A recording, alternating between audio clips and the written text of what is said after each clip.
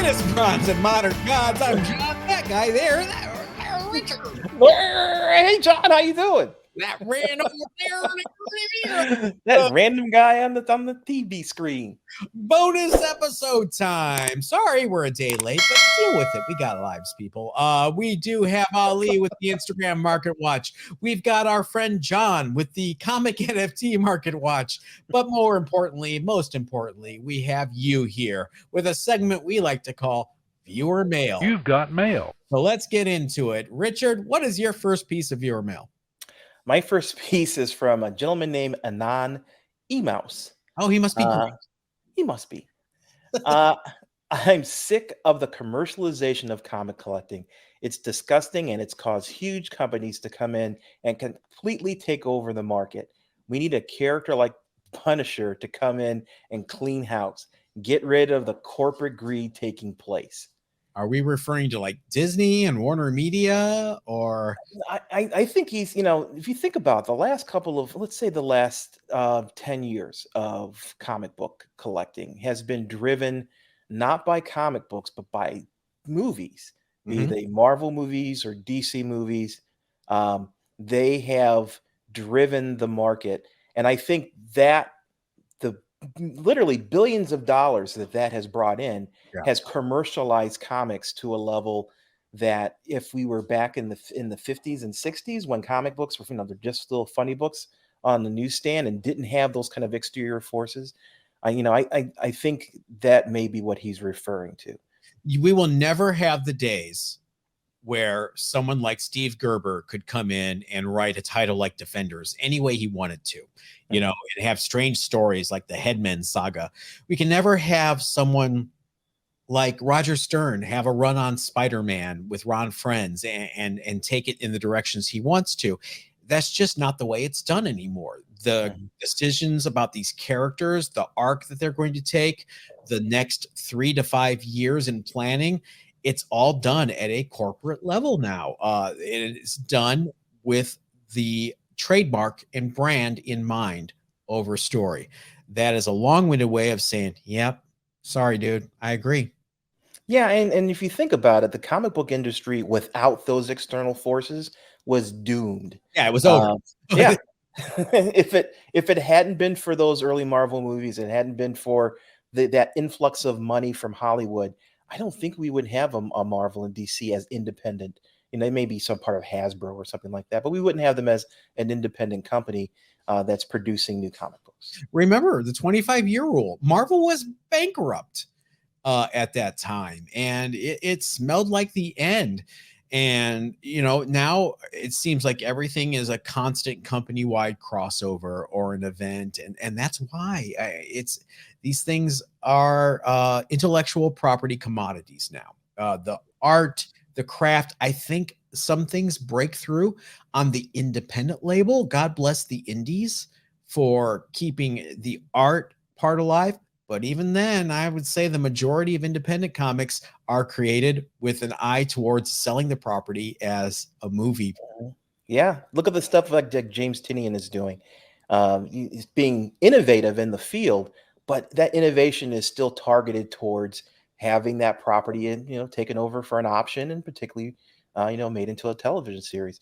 I don't think we don't have that indie market that existed back in first comics and Fantagraphics and things like that, where you had true independent artists putting out these mags without any support from a large corporation. They were just putting them out there for the community. The community ate them up. That's still happening, Richard and Mr. Emos. Anonymous. It's happening on Kickstarter. It's happening on Substack. It's happening in fan-financed initiatives where, again, people like the aforementioned Ron Frenz, along with his longtime writing partner and former Marvel editor-in-chief Tom DeFalco, they're fan sourcing money to do their own independent comic, which is a superhero comic throwback to the 80s. And, it's not Spider-Man, it's their own creation. But if you still want that, you're gonna have to pony up a little bit and go on Kickstarter. I mean, that's just kind of the way it is, unfortunately. Yeah, you're right. I forgot about that. The Kickstarter, Indiegogo, Patreon has some really interesting things going on as well. So instead of them finding space on the news rack, they're going directly to the fans and having them fund the production of these comics. And I think that's an awesome thing. Put your Uh, money where your mouth is. Support. right, right. Vote with your wallet, and that's a great way of finding the things that you like and supporting the authors. Yep. Hey, just a reminder, if you want to support us, follow us at Facebook and Instagram at Bronze and Modern Gods. Visit our website, buy a t-shirt, hit like, subscribe, hit the notification bell. All of these things support us. You don't have to send us a wad of 50s, but that would help too. All right, moving on to my first piece of viewer mail. Don't send us a wad of 50s, please. John, by the way, this comes from our Gmail address, which is bronzeandmoderngods@gmail.com. John, I recently bought the Avengers 8 NFT, which was an uncommon featuring that awful green cover. Agreed. Within a couple of minutes, I listed it on VV's market as an auction, with the starting bid being $6.99. So I essentially bought it with the intention of flipping it. The auction ended earlier today with the winning bid being $166. Good job. It was a painless transaction because it was all handled by VV. Now I have a nice little pot of gems for those big boy NFTs that are bound to appear any day. Just thought I would share that with you in case you guys were interested in hearing about other people's experiences with selling/auctioning NFTs through VV. Thanks for the great YouTube channel and stay safe. He stole your tagline, Richard. Hey, it's universal. I know. Agreed. That is how I have funded every single one of my VV purchases since the first week this went live. I got an uncommon. I forget if it was an ultra rare. It was an ultra rare, and I sold it for a stack of gems. And that is what I've been using ever since then to make all of my purchases on VV. And I've gotten my Immortal Hulk Secret Rare with that stack and everything else that dropped this past week. So absolutely, that is the way to do it, right? Yeah. If you can fund that particular hobby by selling, properties on, selling comics there, it's a great way of growing your collection over time. That's what I did. I ended up getting an ultra rare of the Avengers 8. Sold a little early, unfortunately. And I end up with like 1,200 gems. So I'm sitting on that and I'm waiting for something that I want. I wasn't really interested in the Avengers 8. I'm more interested in, some of the other titles that may come in the future. I'm really hoping Marvel really digs down into the real keys, the keys that people really want to see, like Fantastic Four #5, or a little teaser for the NFT report coming up later. They're starting to dip into some keys, as we saw this week. I should mention that comment came from someone on Instagram, Comic Collecting on a Budget. So shout out to you, Comic Collecting on a Budget. Good question. Great. It's a great tip. All you got to do is if you dig in for $6.99, it's almost guaranteed at this point in the market that whatever you buy is going to be worth more than $6.99 in a period of time. So yeah, definitely dig in. Cheapest common right now is 15 gems. So you've already doubled. Yeah, that's there crazy. You go. Especially if you're like Richard and you hate Kang and you have no emotional attachment to it, get rid of it. Yeah, that's my philosophy for comic collecting. Yeah, I buy things. I keep the things I like, and I sell the things that I don't have as much interest in. All right, what do you have next? My next one is from EL. Great episode. I'll take a coverless FF #1 over the secret rare NFT version all day. Thanks for the reply email. What up, Tinkerballs? Where's Tinkerballs? He normally is around here, and he may show up. He was wandering around someplace else with his sister. Yeah, I'm surprised he's not here. But yeah, I completely agree with you, El. I would take a coverless FF1 over the NFT. But that just may be us. That must be the way we collect. I would want that physical copy in my hand, and the history behind it over the NFT. But other people may feel differently. They may want the NFT because it's easier to deal with, it's easier to sell, when they get the whole process down pat. it's up to how you want to collect and what you consider the keys in your collection. Richard, you ignorant slut. I will take the secret rare NFT over. Would you really? Seriously? Seriously at this point, because I'll talk about it later. How's that for a tease? All right. Another tease? Right. I'll tell you why. Now, I could be 100% wrong, but I'll tell you why later on. Oh, I'm all ears. My next piece of viewer mail is also from EL, who was very active this week. We picked both of these comments for a reason. EL also says, great show. Love you guys. Love you back. Thoughts on digital comics selling for more than some low-grade physical issues? Marvel #1 and FF #1 secret rare NFTs are going for $30K plus. Are they, though? $30K gems. Are they going for anything physical, money, cash, $30K? No. At least not on eBay. It may be happening on Telegram or Facebook or some other thing that I'm not seeing. But on eBay, the highest sales for secret rares have been $2,600 and $2,800 cash. I haven't seen any. I've seen some listed, but I haven't seen any sales of those two secret rares. Now, again, I said I was teasing why I would take a secret rare over a coverless FF #1. So I won't get into it now, but two very great comments, EL. Thank you very much. Richard. Yeah.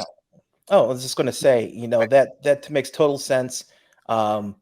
There's a huge difference between what people list something to sell for and what the actual price is, especially on sites like eBay. So it's not surprising that people are wishing to get 30,000 when in reality that it translates to, a tenth of that. Yep. All right. What's your next piece of viewer mail? My next piece of viewer mail is from Charlotte Mendoza. Hello, what are your thoughts on the CGC Registry, not the census? And do you use it yourselves? Thanks. Ooh, good question. Yeah, the CGC Registry. CGC has a way, and this is totally self-serving on their part, but they have a way of creating a registry, which is a listing of the comic books that you own that are CGC slabbed. And usually these collections are put together with a certain theme, like early Spider-Man. So Spider-Man #1 through, let's say, 300. Marvel picture frame covers. Right. Venus. So you pick a theme, you list the books, the CGC books that you own that belong to that theme, and your collection is given a value based on the grade and page quality and the other factors of those books in your collection. And it's a big contest between people who can afford these kinds of collections to see who gets the highest score and who is on the top of the leaderboard for a particular type of collection. We've seen a lot of news about that recently because someone who had a large early Spider-Man collection put it up for sale, and there were some big ticket books that sold out of that collection. Absolutely. Yeah. So do I use it myself? No, I don't collect graded books that way. I don't collect 1 through 50 or whatever the particular range, and I don't collect on a certain theme. I collect books that I find either visually interesting or books that are historically significant to me. And that is so specific that I don't think that the registry really fits my style of collecting. There are plenty of people out there who do collect 1 through 50, have they have big boxes of these graded books, but that's just not me. What about you, John? I've never used the registry, and the thought I always had was it is pretty much a big appendage swinging contest. Yes, it is. It doesn't really relate to me and my collecting, but I could see really your example about the Venus registry. That would be fun, trying to put together a run, and it's such a tough run to put together that I probably would try to register it in the registry had I ever gotten all 19 issues.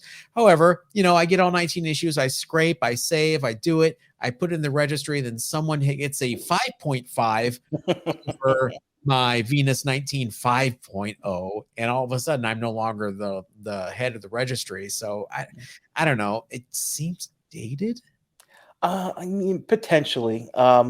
There are some other advantages if you're looking for a specific book, and CGC certificate numbers are available. You may be able to find it. If you've got if you're looking for an old book that you used to own and you write down your cert number, this registry may be a way that you can at least get in contact with the person and maybe reacquire that book if it's for sale. Especially in super rare books. You're looking at something that there just aren't that many copies out there of. It's a great way of keeping track of those copies. And, when you have the means to acquire, a Batman #1 or what have you, you can have some avenues to approach people who may own that book. You bring up a good point, and that is the registry, how it's supposed to be used. But did you know that if you crack a book and resubmit it, or if you do something, a slab gets cracked and you get a reholder, do you know you're supposed to turn in the old label so they can delete it from the registry? Who does that? Do you ever do that? No, Never done it. I actually have a book that's coming back that had mechanical error. It was basically the labels incorrect.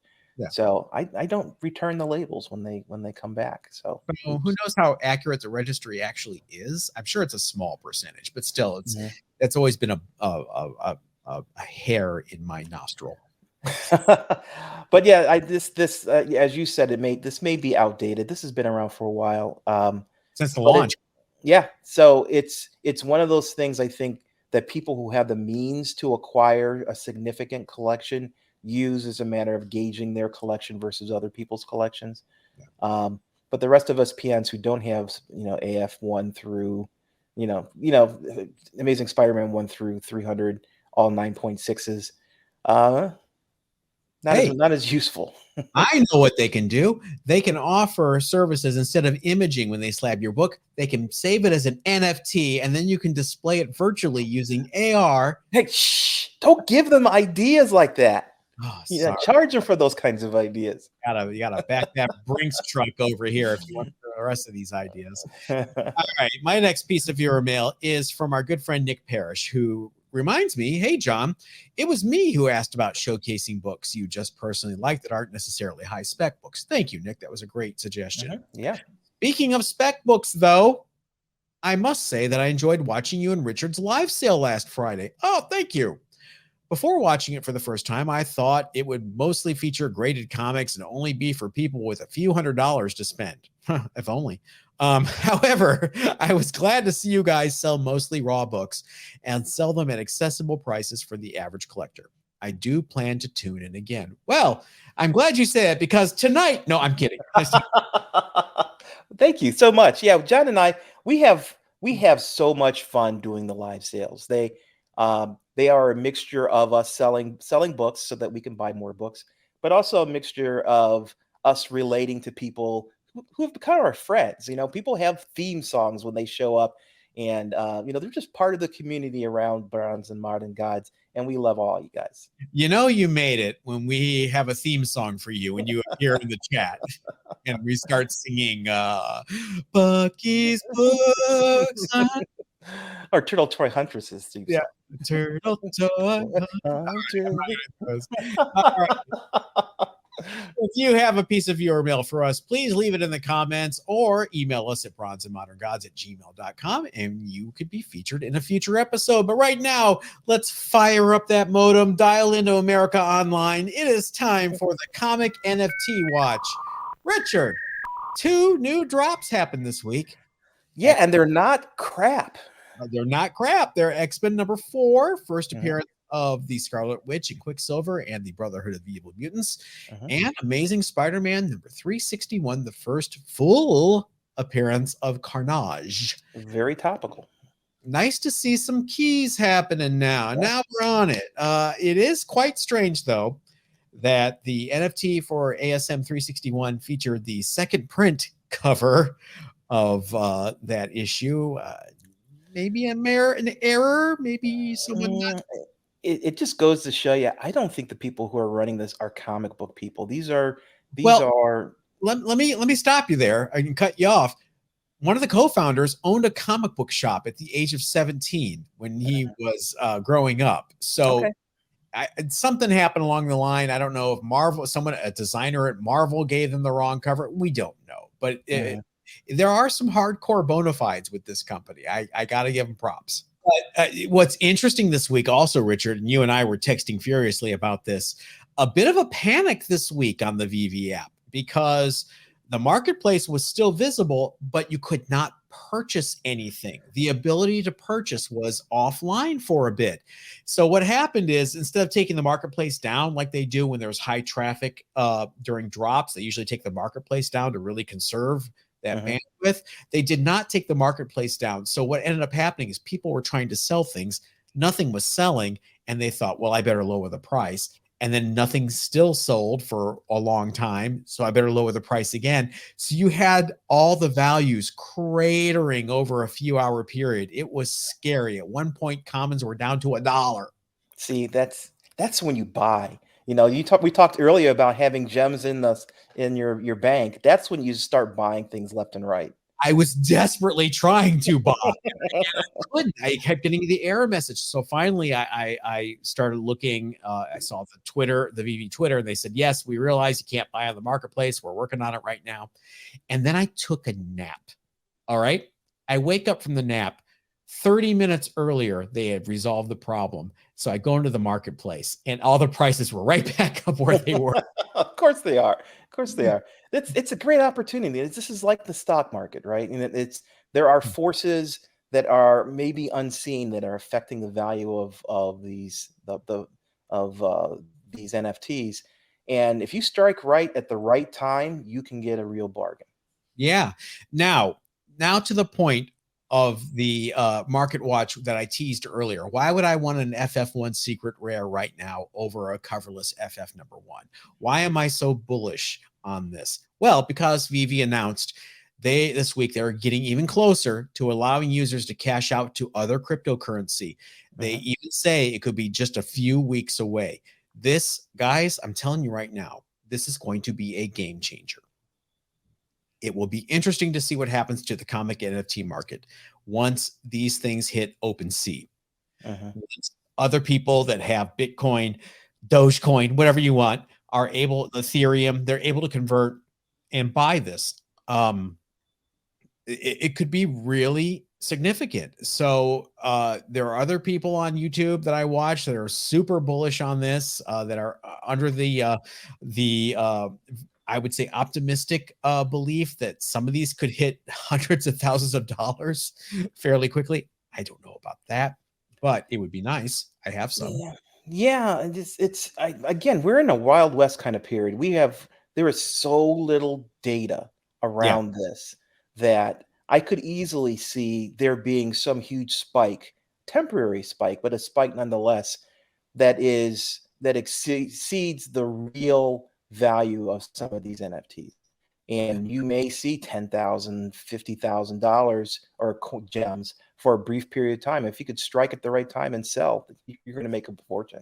Let's put it this way. If you've got a secret rare that's worth 3,000 gems right now, and all of a sudden it's available on the open market to convert those gems into cash or other cryptocurrency, we have to wait and see what the exchanges are going to be. What are the exchange rates going to be? It's really a wait and see. People who say they have the answers are lying to you, because nobody has the answers right now.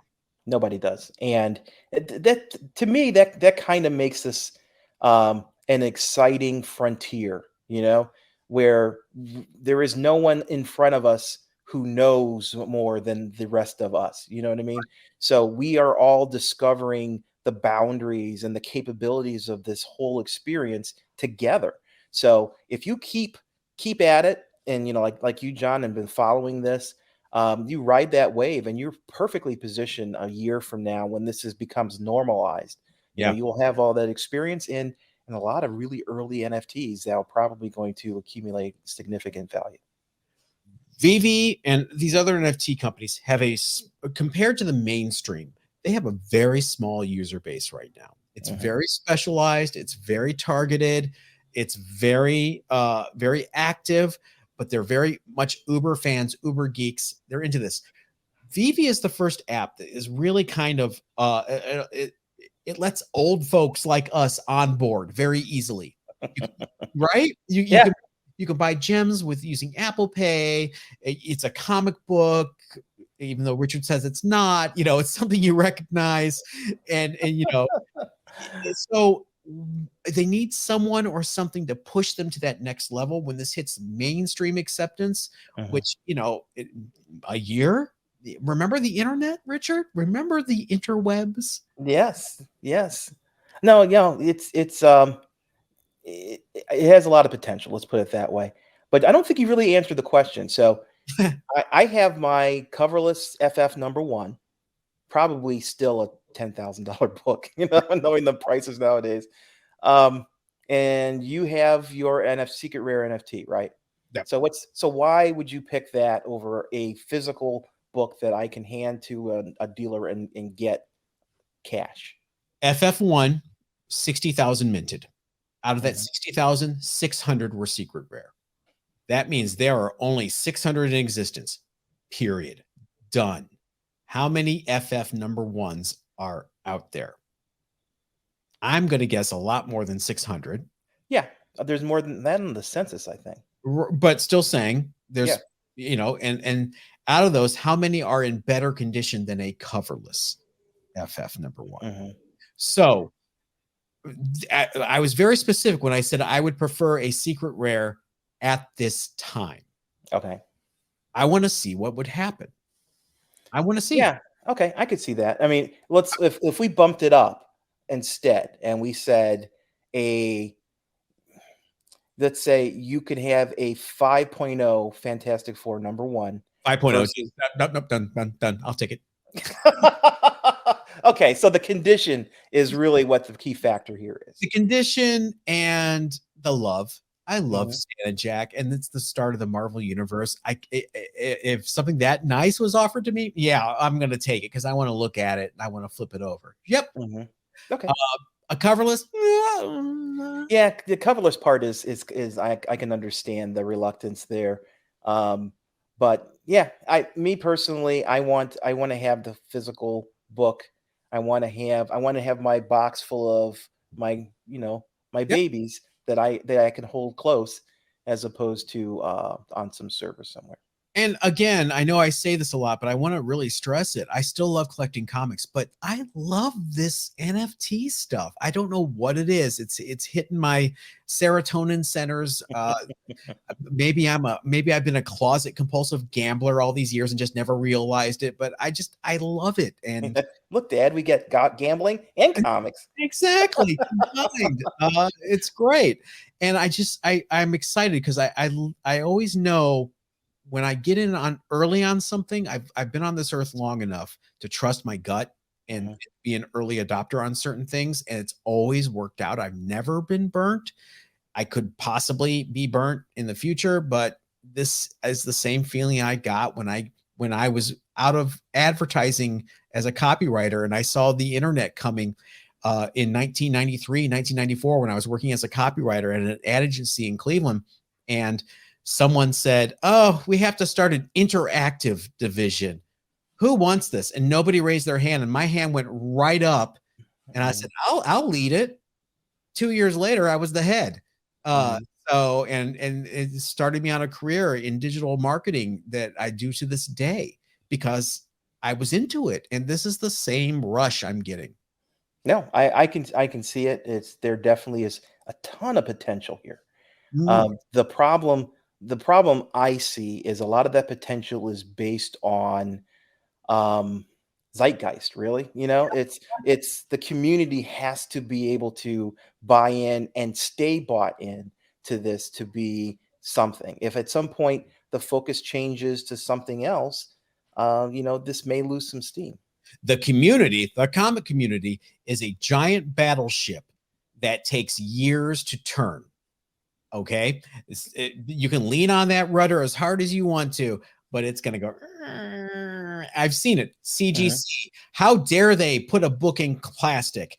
I will never, ever do that in my life. I think that's so counterintuitive to what comic book collecting is about. It's about the art and the smell. Here we are 20 years later. CGC is accepted. Right.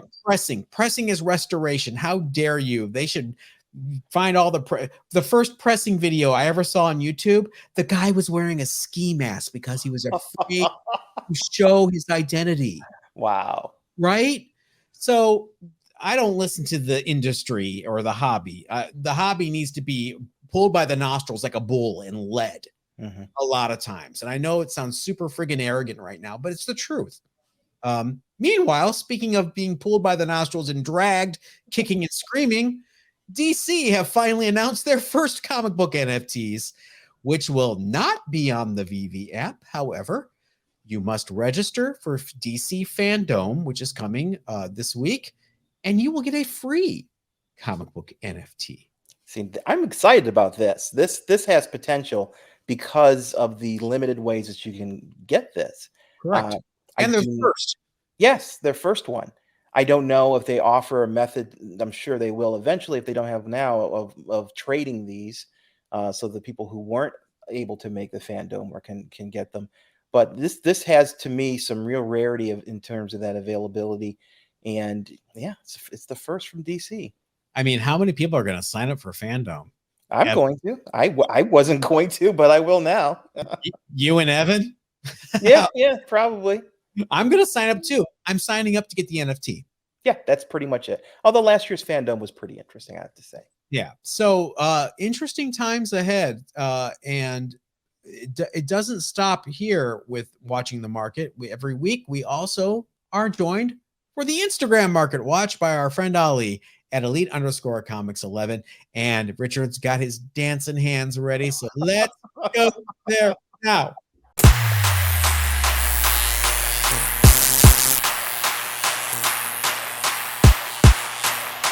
And let's bring him on right now. Here is Ali from elite_comics11. Hey, Ali, what's going on? Hey, guys. How's it going? It's going okay. Richard, how are you? Good. We're all good. Okay, just checking. If this is your first time watching, this is the Instagram Market Watch, where Ali gives us a rundown of some big sales that have happened over the past week. Ali, tell everybody where they can find you and what you do.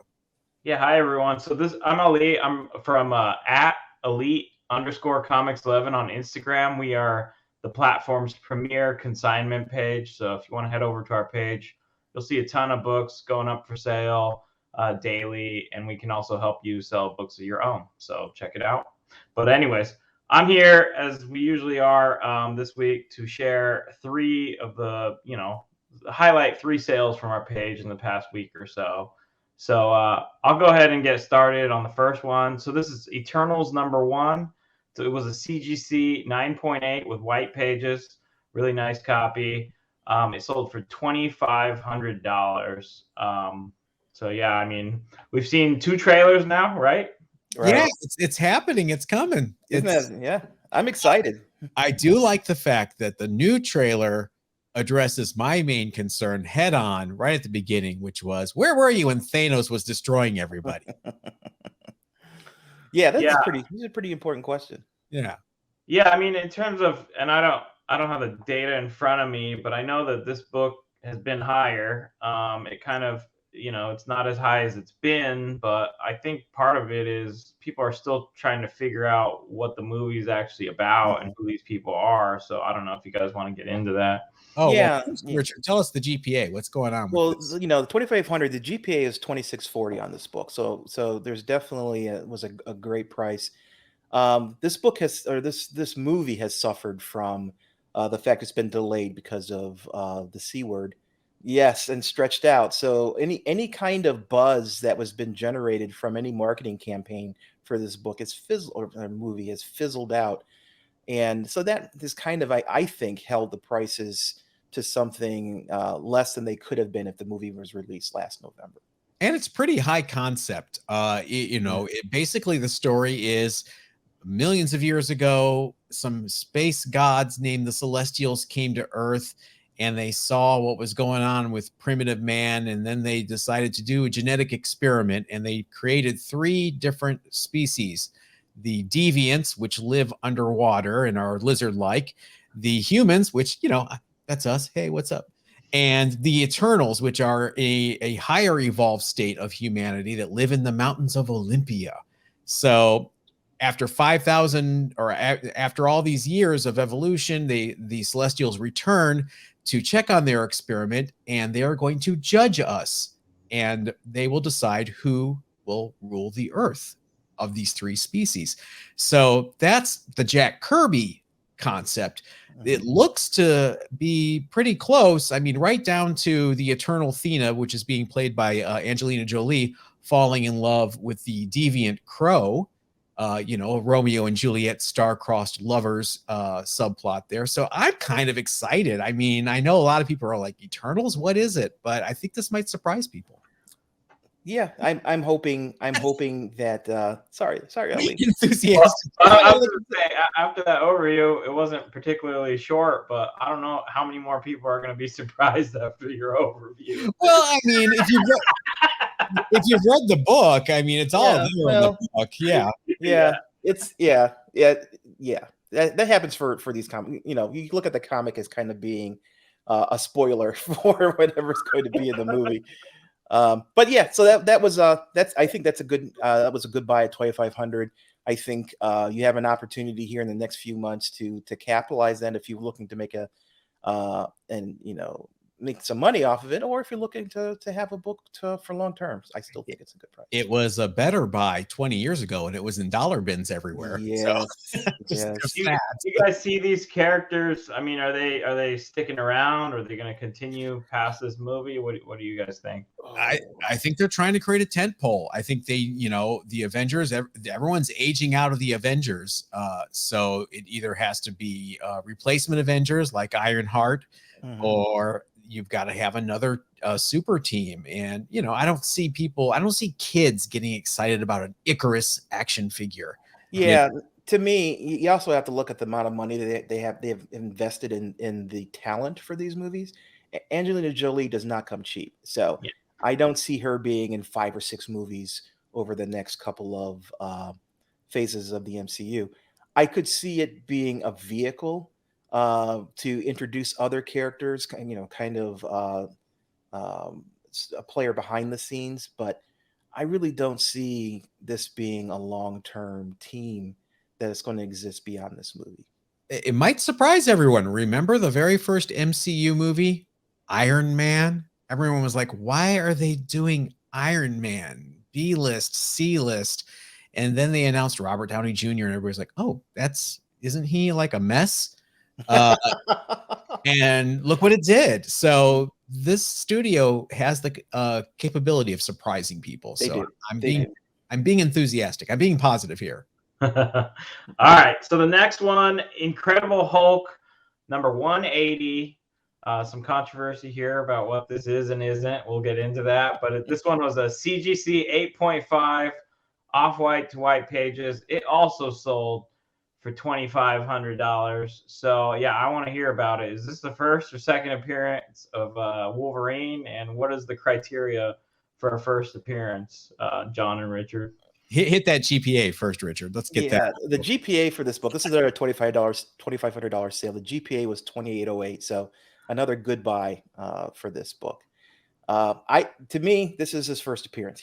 There is an entire panel on the last page of 180 with Wolverine standing there saying his name in big letters that he's Wolverine. Okay. I don't know how else he could, you know, I don't know how it could be anything else other than a first appearance. John, Richard, you ignorant slut. No, actually, one thing I've learned in my job is to never get set in tradition. Never get set in your ways. Always be willing to pivot. Always be willing to learn something new. And that applies here. I grew up with Overstreet Price Guide for decades saying Hulk 180 was the first cameo of Wolverine and Hulk 181 is the first full appearance of Wolverine. Never the twain shall meet. And 181 will always be more expensive than 180. people change, perceptions change. This is different than X-Men Annual 14, where you've got Gambit in it for a few panels. They don't say his name. He's in the shadows, and it was supposed to come out after 266. Okay. That was just a scheduling error. This is different. He's in full costume, in a full almost splash page at the end saying, I'm Wolverine. You know, he's got the funky claws. He's got the little kitty cat whiskers, which were cute. Why'd they get rid of those? So I've learned to change and accept that this is probably the first appearance of Wolverine now. Wow. Yeah. I just want an excuse to say, Richard, you ignorant slut again. But something I've learned over time is that regardless of what your personal opinions are, the masses, the market will speak as to where they put their money, and they're putting their money behind Hulk 181. So it's immaterial what we choose as the first appearance. The market says it's 181. I do think there's a generational shift, though. I think 181 is so far out of reach for the youngins, the young folk. So they're stamping their feet saying, no, 180 is the first appearance. I don't know. I think $2,500 is still out of reach of most people. I think Wolverine #1, the limited series, I think is really if you can't afford these Hulks from the 70s, people gravitate towards that because that's still at least under $1,000 for a night. That's true. Well, speaking of affordable books, Ali. All right, the last one. Well, what can I say? So, Amazing Fantasy #15. This is, of course, the first appearance of Spider-Man. This one was a CGC 2.5, off-white to white pages. I mean, the hottest book on the planet, especially the last month or so. This one sold for $31,000 during one of our elite live sales. So this one was actually during a live sale. You know what? This is actually inaccurate. The first appearance of Spider-Man was Ultimate Fallout 4. Everyone knows that. So the GPA on this book is 30 grand. 31 is still a good buy. This book is just on fire. It is the premier book in the Silver Age at this point, and very few Golden Age books can outpace it. So buy this book now if you can afford it. 30 grand, 31 grand. It's going to be a bargain if we look back in 5 years. And look at this book. It presents really well for a 2.5. I mean, you've got the little chip out of the top corner, but other than that, it looks great. So I'd be happy with this if I had it as a 2.5. Yeah. I wonder if I can trade some VV gems for it. If you can, let me know. Okay. Some of those. Ali, remind everybody where you are and where they can find you. Sure. Head over to @elite_comics11 on Instagram. Check out our page. Tons of books. And send us a DM if you have a book to sell. Always fun. And you have a new host that's starting. Yes, we're excited. We're going to have Rage Theo come on, actually starting. And so we're excited. Rage is a good friend of mine, so it's great to add him into the mix. I also did want to mention, if people are going to be at New York Comic-Con next week, Elite Comics 11 is going to be there at booth 3226, so it'd be nice to hang out with some people from the community if they're around. That would be great. All right, thanks, and we'll see you next week. Thanks, Ali. Thank you, guys. Thank you, Ali. There's no Tinkerball's cameo this week. No, I'm sorry. I don't even know where he is. He's pouting, apparently. From now on, before we start recording, you have to have Tinkerballs by the scruff of the neck and just be holding him off camera. Oh, he'll be all over me as soon as I stop recording. Of course. Hey, if you have not followed us on Facebook and Instagram, how many times do I have to beg you? Bronze and Modern Gods is the place to be. If you like this video, like it. If you want to see more, subscribe. If you want to know when, like today, it came a day late. If you hit that notification bell, you'd know. And leave us a review on your favorite podcast platform. We love you guys. We love seeing you every week. We will see you on Monday. Richard? Yes, everybody stay safe.